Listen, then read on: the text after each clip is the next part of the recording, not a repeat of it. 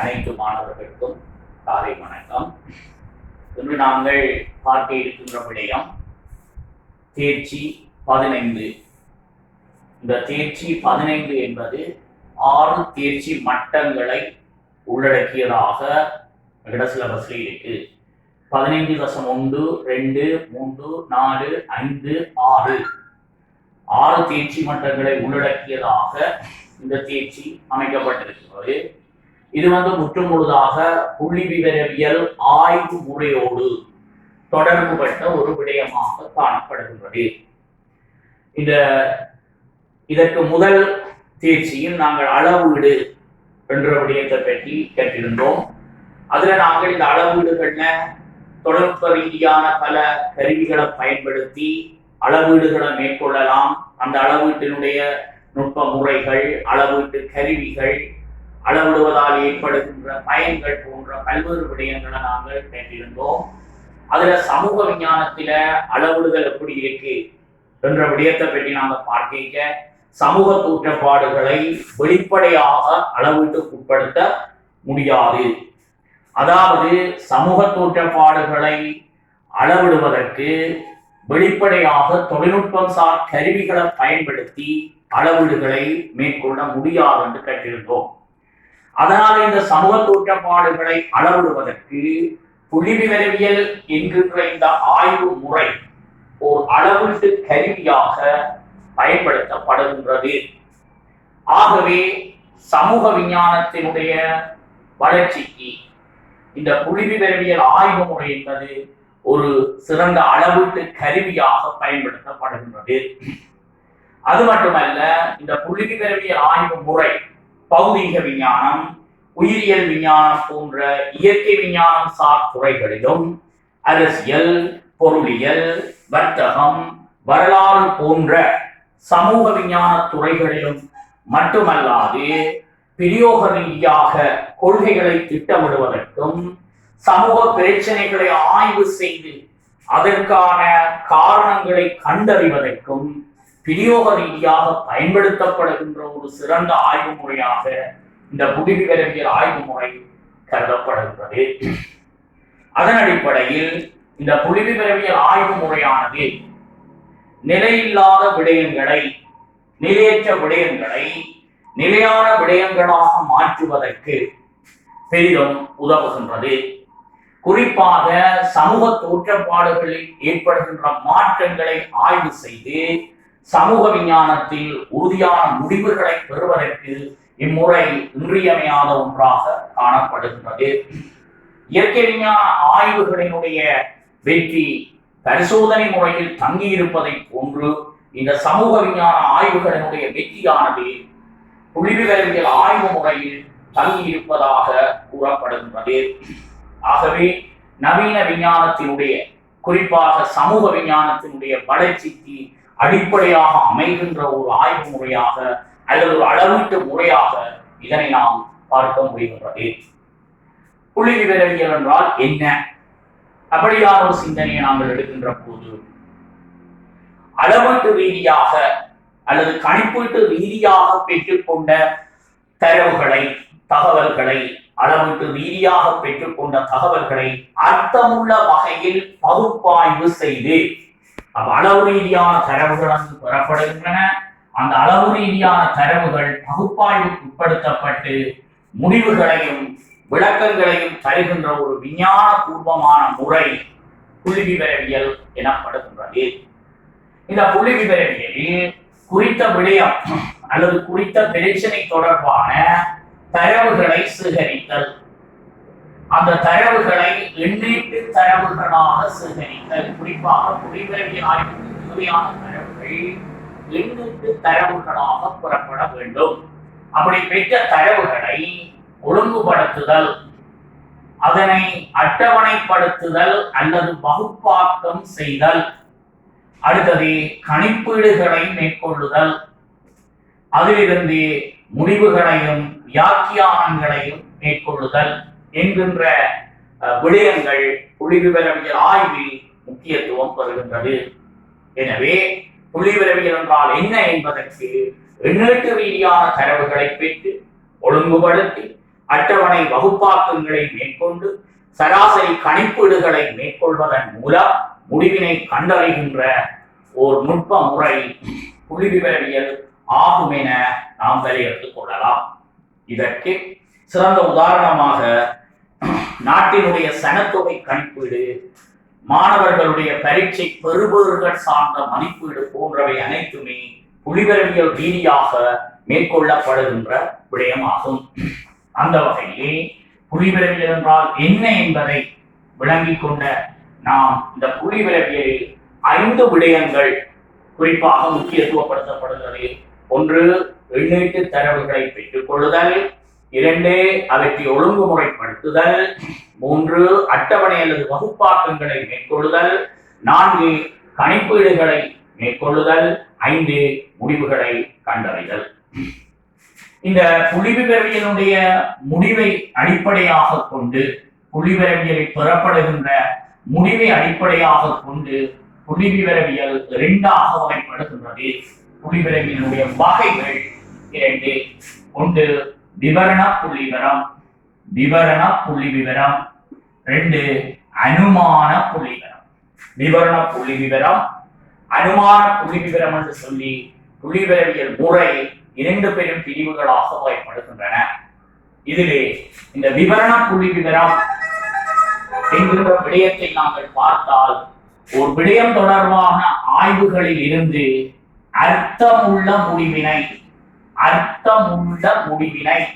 பெற்றுத் தருகின்ற புள்ளிவிவரவியல் பகுதி விவரண புள்ளிவிவரம் ஆகும். அதாவது சேகரிக்கப்படுகின்ற அளவுசார் தகவல்களை பிரதான இயல்பினை அர்த்தமுள்ள வகையில் விவரித்தல். மிக முக்கியமான விடயம் பிள்ளைகள், அந்த கணிப்பீட்டு ரீதியான தரவுகளை பகுப்பாய்வு செய்து அர்த்தமுள்ள ரீதியில் விவரிப்புகளை மேற்கொள்ளுகின்ற புள்ளிவிவரமாக இந்த விவரண புள்ளிவிவரம் கருதப்படுகின்றது. இந்த விவரண புள்ளிவிவரத்தின் முக்கியமான இன்னொரு இயல்பு பெருந்தொகையான தரவுகளை மிக சுருக்கமாகவும் தெளிவாகவும் வெளிப்படுத்துவதற்கு உதவுகின்ற ஒரு புள்ளிவிவரமாக இந்த விவரண புள்ளிவிவரம் அமைப்பு பெறுகின்றது.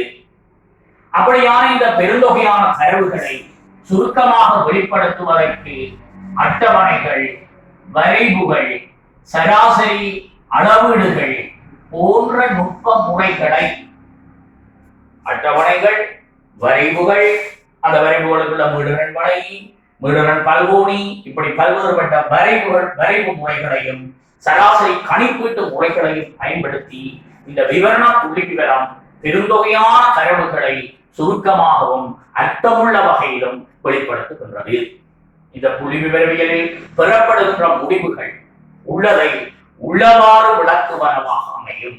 அதாவது ஊகங்களாகவோ முற்கற்பிதங்களாகவோ அல்லாமல் அந்த ஆய்வினுடைய பெறுபேறை உள்ளதை உள்ளவாறு விளக்குகின்ற இயல்பு கொண்டதாக இந்த புள்ளிவிவரம் அமைப்பு பெறுவதனை நாம் அவதானிக்கலாம்.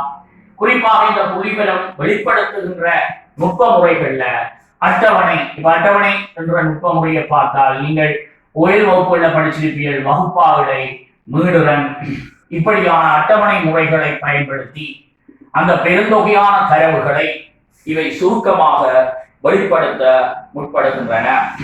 இதன் மூலம் அதிக உறுதியான முடிவுகளும் புதுமையாக்கங்களையும் வெளிப்படுத்தும். ஆனால் இவை நிச்சயமான முடிவை தரும் என கூற முடியாது.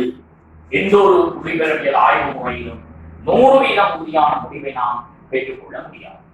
இந்த விவரண புள்ளிவிவரத்தில் இருக்கிற இன்னொரு முக்கியமான பண்பு நீங்கள் அவதானிக்க வேண்டும். நீங்கள் ஒரு குடியை ஆய்வு செய்கின்ற போது அந்த குடிக்குள்ள நிறைய ஏராளமான அங்கத்தவங்கள் இருக்கும். அந்த குடியில இருக்கின்ற அனைத்து அங்கத்தவங்களும் ஆய்வு செய்யப்பட்டு ஒவ்வொரு அங்கத்தவங்களாக ஆய்வு செய்யப்பட்டு அதிலிருந்து தரவுகள் பெற்றுக் கொள்ளப்படும். ஆகவே இதனை ஒரு பூரண கணிப்பீட்டு முறை, இந்த விவரண புள்ளிவிவரத்தை ஒரு பூரண கணிப்பீட்டு முறை அல்லது ஒரு முழுமை கணிப்பீட்டு முறை என அழைக்கின்ற வளமை காணப்படுகிறது. ஆனால் இந்த அனுமான புள்ளி விவரம் என்பது எண்ரீதியான தரவுகளை அல்லது கணிப்பீட்டு ரீதியான தரவுகளை பகுப்பாய்வு செய்து ஊக அடிப்படையில் முடிவினை வெளிப்படுத்துவது அனுமானித்தல். நாங்கள் அளவைகளையும் படிச்சிருக்கிறோம். அந்த அனுமானித்தல் என்பது தெரிந்த விடயத்தில் தெரிந்த தரவுகளில் இருந்து தெரியாத ஒரு முடிவை ஊகித்தல். அதே மாதிரி தான் இந்த அனுமான புள்ளிவிவரம் என்று சொல்லப்படுகின்ற இந்த விடயம் ஆய்வுகளை உண்டாக பெற்ற அந்த தகவல்களை வைத்துக் கொண்டு ஊக ரீதியாக முடிவினை பெறுகின்ற ஒரு புள்ளிவிவரமாக அமைக்கப்படுகிறது. இதுக்கு ஒரு உதாரணத்தை நாங்கள் பார்ப்போமானால், இந்த சமூகத்தில புகைப்பிடிப்பவர்களை பற்றி ஒரு ஆய்வு மேற்கொள்ளப்படுகின்றது. அந்த புகைப்பிடிப்பவர்கள ஆய்வு செய்து 60% புற்றுநோய் இருக்கு என்பது அந்த ஆய்வினூடாக கண்டறியப்படுகிறது. சமூகத்தில புகைப்பிடிப்பவர்கள் சில பேர் எடுத்து நாங்கள் ஆய்வு செய்கிறோம். அதில் 60% புற்றுநோய் வந்திருப்பது கண்டறியப்படுகிறது. இது ஒரு விவரண ரீதியான முடிவு.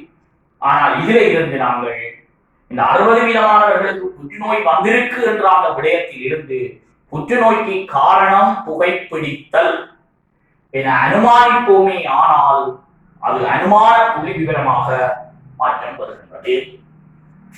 இந்த விவரண புள்ளி விவரத்தில குடியில இருக்கிற ஒவ்வொரு தனியன்களும் தனித்தனியாக ஆய்வு செய்துதான் தரவுகள் பெறப்படுகின்றன. ஆனால் பிள்ளைகள் அனுமான புள்ளி விவரத்தில ஒரு குடியொன்று இருக்குமாக இருந்தால் அந்த குடியில ஏராளமான அங்கத்தவங்கள் இருக்கும். ஆனால் அந்த குடியில இருந்து ஒரு மாதிரி தெரிவு செய்யப்பட்டு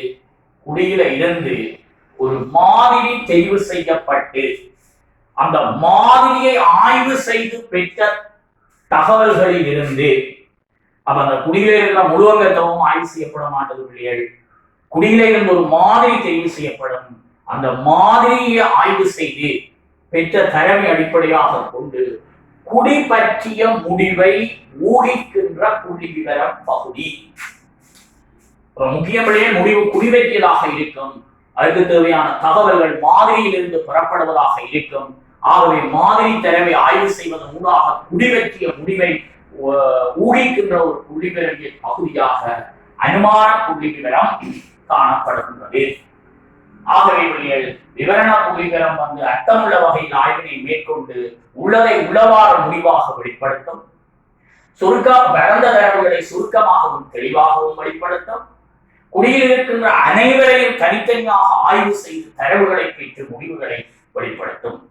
ஆனால் இந்த அனுமான புள்ளி விவரம் குறித்த குடியை முழுமையாக ஆய்வு செய்யாது குடியிலிருந்து தெரிவு செய்யப்பட்ட மாதிரியை ஆய்வு செய்து அதிலிருந்து பெற்ற தரவினை அடிப்படையாக கொண்டு குடிபற்றிய முடிவுக்கு வருவதாக காணப்படும். ஆகவே நாங்கள் இந்த விவரண புள்ளிவிவரம் அனுமான புள்ளிவிவரம் ஆகிய 2 புள்ளிவிவரவியல் முடிவுகளும் அதனுடைய தன்மைக்கு ஏற்ப வேறுபடுவதனை நாம் அவதானிக்கக்கூடியதாக உள்ளது. இப்ப இதுல நீங்க பாத்தீங்க என்றால் இந்த விவரண புள்ளிவிவரத்துல குடிபற்றிய முழுமையான ஆய்வு அங்க இருக்கிறபடியால், முழுமையாக அந்த ஆய்வு இடம்பெற்றபடியால் அங்க உறுதியான முடிவுகள் விளக்கங்களை பெறுவதற்கு சந்தர்ப்பம் அதிகமாக இருக்கு. ஆனால் அது நிச்சயமான முடிவை தரும் என்று ஒருபோதும் சொல்ல முடியாது. அனுமான புள்ளிவிவரத்துல நாங்கள் மாதிரி தரவை வச்சு குடிபற்றிய முடிவை பெறுகின்றபடியால் அந்த மாதிரியினுடைய செம்மைத்தன்மைக்கு ஏற்பதான் குடிபற்றிய முடிவின் உறுதித்தன்மை அமைப்பு பெறும். அப்படி என்றால் நாங்கள் யோசிக்கலாம், விவரண புள்ளிவிவரம் தானே சிறந்தது, அப்ப அதுக்கு ஆய்வுக்கு பயன்படும். ஆனால் பிள்ளைகள் சமூக ஆய்வுகள்ல மிக அளவில பரந்த பெண்ணாம்பெரிய குடிகளை முழுமையாக இந்த விவரண ரீதியாக ஆய்வு செய்தல் என்பது எல்லா சந்தர்ப்பங்களிலும் பொருந்துவதில்லை. அதனால சமூக ரீதியான ஆய்வுகள்ல பரந்த குடிகளை ஆய்வு செய்கின்ற போது இந்த மாதிரி எடுத்தலோடு தொடர்புடைய அனுமான புள்ளிவிவர முறைதான் பயன்படுத்தப்படுவதனை நாம் அவதானிக்க முடிகிறது. குறிப்பாக இந்த தற்கால பிரச்சனைகள் தொடர்பாக ஆய்வுகளை மேற்கொள்ளுகின்ற ஆய்வாளர்கள் எல்லோருமே அனுமான ரீதியான புள்ளிவிவரத்தை பயன்படுத்துகின்றார்கள். இதை மாதிரி ரீதியான புள்ளிவிவரம் என்று சொல்லுகின்ற மடமை அங்கு காணப்படுகின்றது. எனவே இந்த புள்ளிவிவரவியல் வகைகள் என்ற அடிப்படையில் நீங்கள் விவரண புள்ளிவிவரம், அனுமான புள்ளிவிவரம் என்ற 2 பகுதிகளை நோக்கக்கூடியதாக உள்ளது. அடுத்தது இந்த புள்ளிவிவரவியல் ஆய்வில நான் ஏற்கனவே ஞாபகப்படுத்தினேன் 5 விடயங்கள்: தரவுகளை சேகரித்தல், தரவுகளை ஒழுங்குபடுத்துதல், அட்டவணை அல்லது வகுப்பாக்கங்களை மேற்கொள்ளுதல், சராசரி கணிப்பீடுகளை மேற்கொள்ளுதல், இறுதியாக நாங்கள் பார்த்தோம் முடிவுகளையும் விளக்கங்களையும் கொடுத்தல். இதுல நாங்கள் இந்த புள்ளிவிவரவியல் தரவு, அடுத்ததாக நாங்கள் பார்க்க போற விடயங்களிலே புள்ளிவிவரவியல் தரவுகள் என்ற விடயம் எந்த ஒரு ஆய்விற்கும் எந்த ஒரு ஆய்வினுடைய வெற்றிக்கும் தரவுகள் என்பது மிகவும் இன்றியமையாத ஒன்று. தரவுகள் உறுதியானவையாக, தரவுகள் நம்பகத்தன்மையானதாக அமைகின்ற போதுதான் அந்த ஆய்வினுடைய முடிவும் உறுதியானதாக அமைவு பெறுகிறது. தரவு என்றால் என்ன அப்படின்னு நாம யோசிக்கலாம். ஏதாவது ஒரு பிரச்சனைக்கு தீர்வு காண்பதற்கு ஆதாரமாக இருக்கின்ற விடயங்கள் தரவுகள் என்று சொல்லலாம். அதாவது ஒரு பிரச்சனையை நாங்கள் ஆய்வு செய்கிறோம், அந்த பிரச்சனைக்கு தீர்வை கொண்டு வருவதற்கு ஆதாரமாக இருக்கின்ற விடயங்கள் எல்லாமே தரவுகள் என்ற அடிப்படையிலே சொல்லப்படுகிறது. ஆனால் இங்கே புள்ளிவிவரவியல் தரவுகள் வெவ்வேறு ஆய்வு முறைகளுக்கு வெவ்வேறு முறைகளை பயன்படுத்தி தரவுகள் சேகரிக்கப்படுகின்றன. ஆனால் இங்கு புள்ளிவிவரவியல் முறைகளை பயன்படுத்தி சேகரிக்கப்படுகின்ற ஆதாரங்கள் புள்ளிவிவரவியல் தரவுகள் ஆகும். அப்ப திருப்பி கவனிங்கோ, புள்ளிவிவரவியல் தரவு என்றால் என்ன? அதாவது புள்ளிவிவரவியல் உள்ள முறைகளை பயன்படுத்தி, அது பூர்ணமான முறைகளாக இருக்கலாம், மாதிரி தெரிவு முறைகளாக இருக்கலாம், அப்படியான முறைகளை பயன்படுத்தி சேகரித்துக் கொள்ளுகின்ற பெறப்படுகின்ற ஆதாரங்கள் புள்ளிவிவரவியல் தரவுகள் என்ற பெயரால் அழைக்கப்படுகின்றது. இந்த புள்ளிவிவரவியல் தரவுகளை பெறுவதற்கு தரவு மூலங்கள், இப்படி ஒரு சொல்லங்க வரப்போது என்ன கருண்டு வருது, தரவு மூலங்கள், தரவை பெறுகின்ற மூலங்கள். அதாவது ஒரு ஆய்வாளன் தன்னுடைய ஆய்வுக்கு தேவையான தரவை சேகரிக்கின்ற போது எந்த உத்திகளை பயன்படுத்துகிறான், எந்த வழிமுறைகளை பயன்படுத்துகிறான் என்பதுதான் அந்த தரவை பெறுகின்ற மூலங்கள் என்று சொல்லப்படுகிறது. அந்த வகையில இந்த சமூக விஞ்ஞான ஆய்வு தொடர்பாக தரவுகளை பெறுவதற்கு உங்களுக்கு தெரியும் இல்லையா, பரிசோதனை சார்ந்த ஆய்வு முறைகளை பயன்படுத்த முடியாது. சமூக விஞ்ஞானத்துல பரிசோதனை சார் ஆய்வு முறைகளை பயன்படுத்தி தரவுகளை பெறுவது பெருமளவுக்கு பொருத்தமானதாக அமைவதில்லை. அதனால அவதானம் சார் ஆய்வு முறைகள், கவனமாக அவதானிச்சீங்க என்றால் அவதானம், பேட்டி, வினாக்கொத்து முறை, ஏடுகளின் ஆய்வு முறை, கள ஆய்வு முறை, அகழ்வாய்வு முறை போன்ற ஆய்வு முறைகள் தான் சமூக விஞ்ஞானத்தில தரவுகளை பெறுவதற்கான, தரவுகளை பெற்றுக் கொள்வதற்கான மூலங்களாக அமைவு பெறுகிறது. இப்ப நாங்கள் ஒரு 10 மாணவர்களிட்ட தகவல் எடுக்க வேணும். நாங்கள் எங்களுக்கு தேவையான தகவல்களை பெறக்கூடிய ஒரு வினாக்கூத்த தயாரி அவர்களுக்கு நாங்கள் கொடுத்தால் அவர்களுக்கு விடையெழுதி தருவார். அந்த விடையில இருந்து எங்களுடைய ஆய்வுக்கு தேவையான தரவுகளை நாங்கள் பெற்றுக் கொள்ளலாம். ஆகவே என்ன மூலம் பயன்படுத்தப்பட்டது? வினாக்கூத்து முறை என்று சொல்லப்படுகின்ற மூலம் பயன்படுத்தப்பட்டிருக்கு. அடுத்த தேர்ச்சியில் எங்களுக்கு இந்த சமூக விஞ்ஞானத்துல பயன்படுத்தப்படுற தரவு சேகரிக்கிற முறைகளை பற்றி நாங்கள் விரிவாக நோக்கலாம்.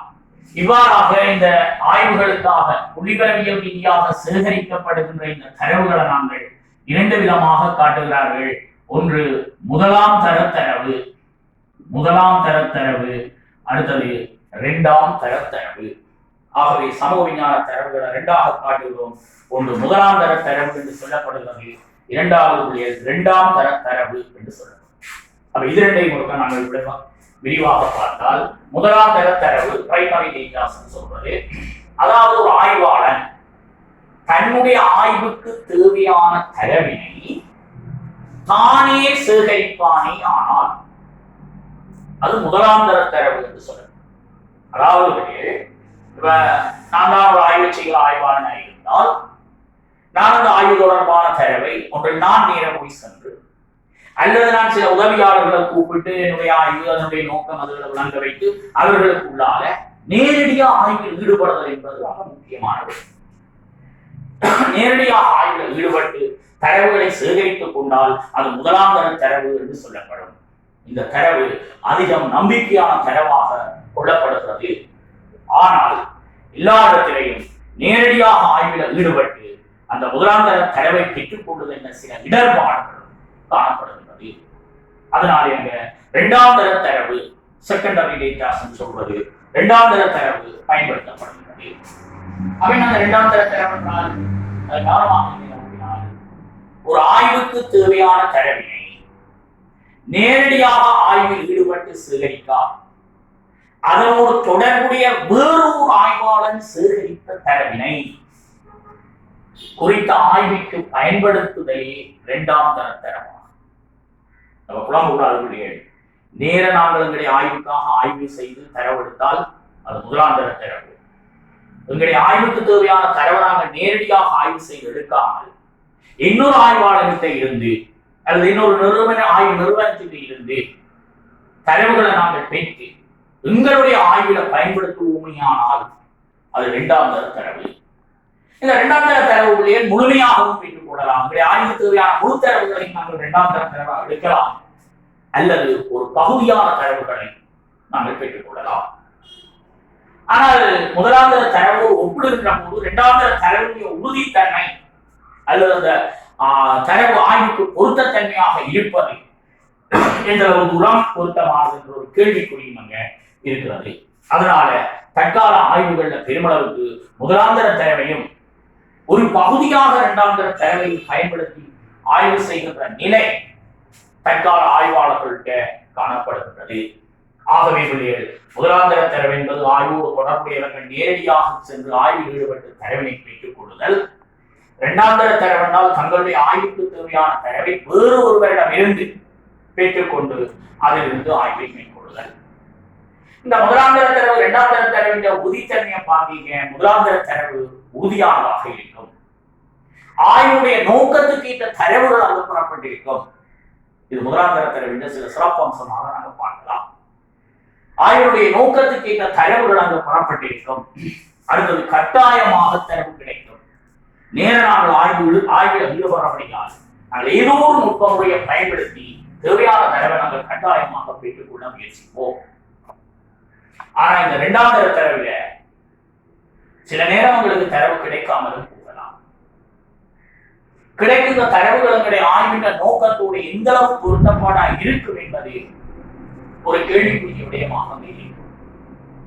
அடுத்த இந்த இரண்டாம் தர தரவுகள்ல சில நேரங்களில் ஏதாவது பக்கச்சார்புகள் அவர்கள் இருக்கிறதுக்கு சந்தர்ப்பம் இருக்கு. மாறி இந்த முதலாம் தர தரவை பார்த்தால் சில பாதக விளைவுகள் இருக்கு. உடனடியாக தரவை பெற்றுக் கொள்ளாது முதலாம் தர தரவு காலம் சாமதம் செல்லும். முதலாம் தர தரவை பொறுத்தது அதிக செலவினங்கள் ஏற்படும். சில இடங்கள் அப்படியே முதலாம் தர தரவை ஒரு யுத்தம் நடைபெறுகிற இடம், இப்ப கொரோனா போன்ற நோய்கள் ஏற்பட்டு அந்த வைத்தியசாலைகள் அப்படியான இடங்கள்ல நேரடியாக போய் ஆய்வில் ஈடுபட்டு முதலாம் தர தரவை பெற்றுக் கொள்ளுதல் என்பது சாத்தியமற்றதாகவும் அமையலாம். ஆனால் இந்த இரண்டாம் தர தரவின் நன்மை என்னென்னா உடன் தரவு கிடைக்கும். தரவை உடனடியாக நாங்கள் பெற்றுக் கொள்வதற்கு சந்தர்ப்பம் இருக்கு. நேரடியாக ஆய்வில் ஈடுபட முடியாத இடங்களில் இந்த தரவுகளை நாங்கள் பெற்றுக் கொள்ளலாம். ஆனால் இந்த இரண்டாம் தர தரவை பயன்படுத்தியுள்ள சில விடயங்களை கவனத்தில் கொள்ள வேண்டும். முக்கியம் இரண்டாம் தர தரவை ஒரு ஆய்வாளன் ஆய்வில பயன்படுத்துறான் என்று சொன்னால் அங்கே ஒரு விடயத்தை சில விடயங்களை குறிப்பாக கவனிக்க உண்டு. அந்த தரவு பெறப்பட்ட காலம் சில இடங்களில் ஆய்வு நிகழ்காலத்தோடு தொடர்புடையதாக இருக்கும். அந்த தரவு 5 வருடத்துக்கு முற்பட்ட தரவாக இருக்கும். அது உங்களுடைய ஆய்வுக்கு நாம் பொருந்தாம். ஆகவே தரவு பெறப்பட்ட காலம், தரவு பெறப்பட்ட சூழ்நிலை, தரவை பெற்றுக் கொள்வதற்கு அவர்கள் பயன்படுத்திய முறைகள், அடுத்த தரவுக்குள்ளே ஏதேனும் பக்கச்சார்புகள் உள்ளதா என்கின்ற விடயத்தை பகுத்து ஆராய்ந்த பின்னர் அந்த இரண்டாம் தர தரவுகளை ஆய்வுக்கு பொருத்தம் என்று சொல்லி ஆய்வாளர் நினைப்பானால் அங்கே அவர் இரண்டாம் தர தரவினை பயன்படுத்திக் கொள்ளக்கூடியதாக உள்ளது. ஆகவே புள்ளிவிவரவியல் தரவுகள்ல முதலாம் தர தரவுகளும் இடம்பெறுது, இரண்டாம் தர தரவுகளும் அங்க இடம்பெறுது. தற்கால ஆய்வுகள்ல ஆய்வாளர்கள் 2 தரவுகளையும் பயன்படுத்துகின்ற ஒரு நிலையையும் நாங்கள் கண்டுகொள்ளக்கூடியதாக இருக்கின்றது. இந்த இரண்டாம் தர தரவுக்கு நாங்கள் உதாரணமாக பல விடயங்களை காட்டலாம். எங்களுடைய ஆய்வுக்கு இப்ப நாங்கள் ஒரு பாடசாலை மாணவர்கள் எதிர்நோக்கிற பிரச்சனைகளை ஆராய போறோம் என்றால் நேரடியாக அந்த மாணவர்களோடு சென்று உரையாடி நாங்கள் தரவுகளை கேட்டுக் கொண்டால் அது முதலாம் தர தரவாக இருக்கும். அப்படி எங்களுக்கு நேரடியாக அவர்களோட உரையாடி தரவை பெறுவது கொஞ்சம் கடினம் என்று சொன்னால் நாம் அந்த பாடசாலையில் இருக்கிற சில ஆவணங்களிலே அவர்கள் வேறு தேவைகளுக்காக சேகரித்த தரவுகளை நாங்கள் பெற்று அதை பயன்படுத்தினால் அது இரண்டாம் தரவு. இப்படியான சில உதாரணங்களை நீங்கள் இந்த தரவுகளுக்கு நீங்க காட்டிக்கொள்ளலாம். அடுத்தது இரண்டாம் தர தரவுல முக்கியம் கவனிக்க வேண்டிய விடயங்கள் நான் சொல்லியிருக்கிறேன், அதை கொஞ்சம் கவனத்தில் கொள்ள வேணும். அடுத்தது இந்த புள்ளிவிரவியல் தரவுகள் அளவு ரீதியான தரவுகளாகத்தான் பெறப்படுகின்றன. அதாவது புள்ளிவிரவியல்ல சேகரிக்கப்படுகின்ற தரவுகள் அளவீட்டு தரவுகள் அல்லது கணிப்பீட்டு தரவுகள் என்றுதான் சொல்லப்படும். அளவீட்டு தரவாக இருந்தால்தான் நாங்கள் ஒழுங்குபடுத்தி இந்த சராசரிகள் விலகல் அளவீடுகள் போன்ற அளவீடுகளை நாங்கள் செய்யக்கூடியதாக இருக்கும். இந்த அளவீட்டு தரவுகளும் ரெண்டு விதமாக காட்டப்படுது. ஒன்று தொடரான தரவு, அளவீட்டு இப்ப தரவுகள் ரெண்டு, முதலாம் தர தரவு, இரண்டாம் தர தரவு. இப்ப நாங்க சொல்றோம் அளவீட்டு தரவுகளை, அளவீட்டு ரீதியான தரவுகளை இரண்டாவது காட்டுகிறார்கள் தொடரான தரவு. தொடரான தரவு, தொடரான தரவு. இரண்டாவது இடையீட்டு தரவு, இடையீட்டு தரவு. தொடரான தரவு, இடையீட்டு தரவு. சரி, இப்ப நாங்கள் இந்த தொடரான தரவு என்ற விஷயத்தை நாங்கள் பார்த்தால் தரப்பட்ட வீச்சுக்குள்ள அடங்குகின்ற எந்த ஒரு பெறுமதியையும் நாங்கள் பிரித்து கூறக்கூடியதாக இருந்தால், எந்த ஒரு பெருமானத்தையும் பிரித்து காட்டக்கூடியதாக இருந்தால் அது தொடரான தரவு என்று சொல்றாங்க. அதாவது அங்க பெறப்படுகின்ற தரவுகளை நாங்கள் தொடர்ச்சியாக தசம எண்களுக்குள்ளாரையும் காட்டக்கூடியதாக இருக்கணும். உதாரணத்துக்கு பார்த்தோம் என்றால் இப்ப நாங்கள் ஒரு திரவத்தை அளக்கைக்குள்ள 1 மில்லிமீட்டர், 1 லிட்டர், 1.5 லிட்டர், 1.3 லிட்டர், இப்படி தொடர்ச்சியாக 1 லிட்டர், 1.1 லிட்டர், 1.2, 1.3, 1.4, 1.5 அப்படி என்று சொல்லி நாங்கள் பிரித்து கூறக்கூடியதாக இருந்தால் அது தொடரான தரவு. வெண்ணிலத்தை அழைக்க 1 metre, 1.2 metre, 1.3 metre, 1.4 metre, 1.5 metre தசமமாக நாங்கள் பிரித்து தொடராக சொல்லக்கூடியதாக இருந்தால் அது தொடரான தரவு என்று சொல்லப்படும். அடுத்தது நீங்க பாத்தீங்கன்னா இடையீட்டு தரவு. இப்படி நாங்கள் பிரித்து தொடராக ஒழுங்கில சொல்ல முடியாத தரவுகளா இருந்தால் அவை இடையீட்டு தரவுகள் என்று சொல்லப்படும். தொடர் எண்ணிக்கையாக காட்ட முடியாத தரவுகள், அங்க தொடர் எண்ணிக்கையாக காட்டக்கூடிய தரவுகள் தொடரான தரவுகள், தொடர் எண்ணிக்கையாக காட்ட முடியாத தரவுகளை நாங்கள் இடையீட்டு தரவுகள் என்று சொல்லுவோம். இப்போ உதாரணத்துக்கு ஒரு குடும்பத்தில் இருக்கிற பிள்ளைகளினுடைய எண்ணிக்கை, 1 பிள்ளை, 2 பிள்ளை, 3 பிள்ளைகள் இப்படி என்று காட்டலாம். மாறிப்படியே 1 பிள்ளை, 1.2 பிள்ளை, 1.3 பிள்ளை இப்படி காட்டலாமா? பிள்ளைகளை தசத்துல காட்டு. அதே மாதிரி ஒரு வகுப்பில் இருக்கிற மாணவர்கள், 1 மாணவன், 2 மாணவன், 3 மாணவன் அப்படி காட்டிக்கொண்டு போகலாம். ஆனால் அவற்றை தசத்துல நாங்கள் பிரித்து காட்ட முடியாது. இப்படியான தரவுகள் இடையீட்டு தரவுகள் என்று சொல்றோம். ஆகவே நாங்கள் தரவுகள் என்று பார்த்தோம், புள்ளிவிரவியல் தரவுகள் என்று பார்த்தோம், தலைமைப்படுகின்ற மூலங்கள் சிலவற்றை பற்றி பார்த்தோம். தரவுகளை இரண்டாக வகைப்படுத்தினோம். முதலாம் தர தரவு, இரண்டாம் தர தரவு, அவற்றுக்கு இடையில இருக்கிற சாதக பாதகங்களை பற்றி நாங்கள் அனலைஸ் பண்ணி பார்த்திருக்கிறோம். அடுத்தது அளவு ரீதியான தரவுகளை 2ஆக பிரிச்சிருக்கிறோம். ஒன்று தொடரான தரவு, இன்னொன்று இடையீட்டு தரவு. தொடரான தரவை நாங்கள் வழங்கி இருக்கிறோம், அது தொடர்ச்சியாக பிரித்து சொல்லக்கூடியதாக இருப்பதை. இடையீட்டு தரவுகள் அப்படி பிரித்து சொல்ல முடியாமல் இருப்பதை நாங்கள் முழு எண்ணில காட்டக்கூடிய விடயங்களை உதாரணமாக போடலாம். இவற்றை ஒரு சிறிய விடயம் இருக்கு. பச்சை தரவுகள் என்றும் ஒரு விடயம் சொல்லுகிறார்கள், கிரீன் டேட்டாஸ் என்று சொல்லுவாங்க. அதாவது தரவு சேகரிக்கின்ற ஆய்வாளன் தரவு மூலங்களை பயன்படுத்தி சேகரிக்கப்பட்ட தரவுகள் ஆரம்ப நிலையில ஒழுங்கற்றதாக காணப்படும். அப்படி ஒழுங்கற்றதாக இருக்கின்ற தரவுகளை தான் பச்சை தரவுகள் என்று சொல்றோம். அதாவது ஒரு ஆய்வுல ஈடுபட்டு தரவு சேகரிக்கக்குள்ள அவசியமான தரவு வரும், அவசியம் இல்லாத தரவு வரும், முக்கியமான தரவுகள் பின்னுக்கு இருக்கும், முக்கியத்துவம் குறைந்த தரவுகள் முன்னுக்கு இருக்கும். அப்படி ஒரு மிக்சிங்கா இருக்கும்.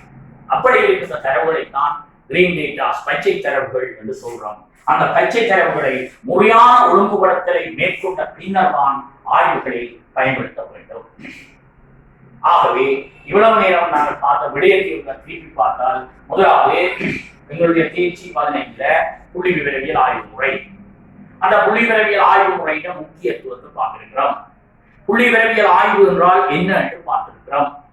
புள்ளி விவரவியல் ஆய்வு முறையில மேற்கொள்ளப்படுற படிமுறைகளை பற்றி பார்த்திருக்கிறோம். அடுத்தது புள்ளி விவரவியலுடைய பிரதான வகைகளை பற்றி பார்த்திருக்கிறோம்.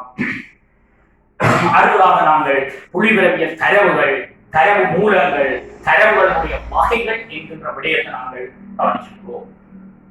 நினைக்கிறேன் என்னால இனமான வரைக்கும் நான் இது தொடர்பான விளக்கத்தை உங்களுக்கு தந்திருக்கிறேன். இதுக்கு தேவையான அதாவது இதற்கு தேவையான நோட்ஸ், இது இந்த நான் இப்போ சொல்லப்பட்ட உள்ள விடயங்களுக்கு தேவையான நோட்ஸை நீங்கள் பெற்றுக்கொள்ளணும் என்றால், என்னுடைய பெயர் ஆசிரியர் இஎஸ் பவன். என்னுடைய ஃபேஸ்புக்கில் நீங்கள் போனீங்க என்று சொன்னால், என்னுடைய ஃபேஸ்புக்கின் ஐடியும் இஎஸ் பவன் என்று தான் இருக்கு. அதை அடிச்சீங்க என்றால் அதில் நான் இன்றைக்கு இந்த வகுப்பில் கற்பித்த இவ்வளவு விடயங்களுக்கு தேவையான குறிப்பை நான் அதில் போட்டிருப்பேன். அதை நீங்கள் எடுத்து இந்த விளக்கத்தை பார்த்து பின்னர் அதை எடுத்து நீங்கள் வாசிக்க கூட இந்த விடயம் முழுமையாக இருக்கும். இப்ப நாங்கள் தரவுகள், தரவு வகைகள் என்ற இவ்வளவு பற்றி பார்த்திருக்கிறோம். இன்னொரு வகுப்பில தொடர்ந்து முக்கியமான விடயம் குடி, மாதிரி எடுத்தல், மாதிரி செய்யும் முறைகள், மாதிரிகளுடைய வகைகள் போன்ற விடயங்களை அடுத்த இன்னொரு வகுப்பில் உங்களுக்கு தருவதற்கு நான் ஆவலாக இருக்கிறேன் என கூறி விடைபெறுகின்றேன். நன்றி.